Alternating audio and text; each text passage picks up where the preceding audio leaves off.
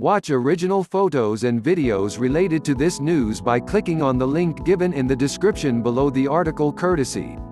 Please subscribe our YouTube channel Listen News here. If you like the video, please like, comment and share the video. Disney's decision on Tuesday to pull the theatrical release of Marvel Studios' Black Widow is the latest and biggest sign that the most lucrative and successful film franchise in Hollywood history is also uniquely vulnerable to the coronavirus epidemic's widespread effect on the entertainment economy. Along with Black Widow, Marvel Studios already suspended production of its upcoming theatrical film, Shang-Chi and the Legend of the Ten Rings, as well as its upcoming Disney Plus shows, Falcon and the Winter Soldier, WandaVision, and Loki. Of course, the entire entertainment industry has been postponing releases and halting production for many of the most anticipated titles of 2020 and 2021. But unlike virtually every other creative franchise in Hollywood, all of these Marvel Studios titles are supposed to be creatively interconnected within a larger meta-narrative known by fans as Phase 4. Without 2016's Captain America: Civil War, the inciting event of Black Panther, the death of T'Challa's father would have felt rushed and confusing.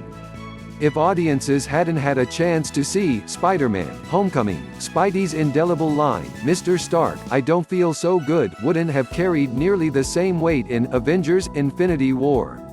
And had Captain Marvel missed its debut, then the titular superhero's appearance in Avengers: Endgame would have felt totally random and not a little bit convenient. Black Widow appears to be an anomaly within the MCU, in that it's something of a prequel, set between the events of Civil War and Infinity War. And, spoiler alert for the highest-grossing film of all time, Scarlett Johansson's title hero dies in Endgame, so we already know where her story ultimately leads. However, like Captain Marvel, which was set in the 1990s, there are sure to be characters and events in Black Widow that resonate within the larger MCU.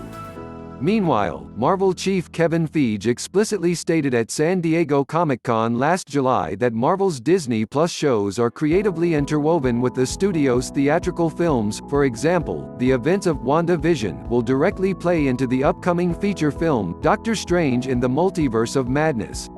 Disney declined to comment for this story, so how the company plans to deal with rescheduling all of these titles remains unclear. Black Widow was due to debut on May 1st, followed by Falcon and the Winter Soldier on Disney Plus in August, then Eternals in theaters on November 6th, then WandaVision on Disney Plus in December, then Shang-Chi in theaters on February 12, 2021, and then Doctor Strange 2 in theaters on May 7, 2021. Pushing Black Widow affects nothing on the MCU timeline, said one individual close to Marvel Studios. It was not clear if the implication was that Widow will see the light of day before August, or that the film is inconsequential to Phase 4, or if the source has a tesseract. But if Black Widow opens after Falcon and the Winter Soldier debuts, does that begin to break down the carefully calibrated sequence of events?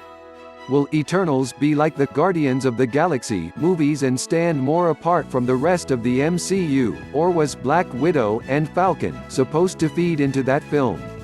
Will Eternals even make its November release date if post-production also gets halted? And if production of Doctor Strange 2 gets postponed, how will that affect the planned Spider-Man sequel for 2021 co-produced by Sony and Marvel? Would the creative weaving of the MCU properties need to be rewritten or reframed?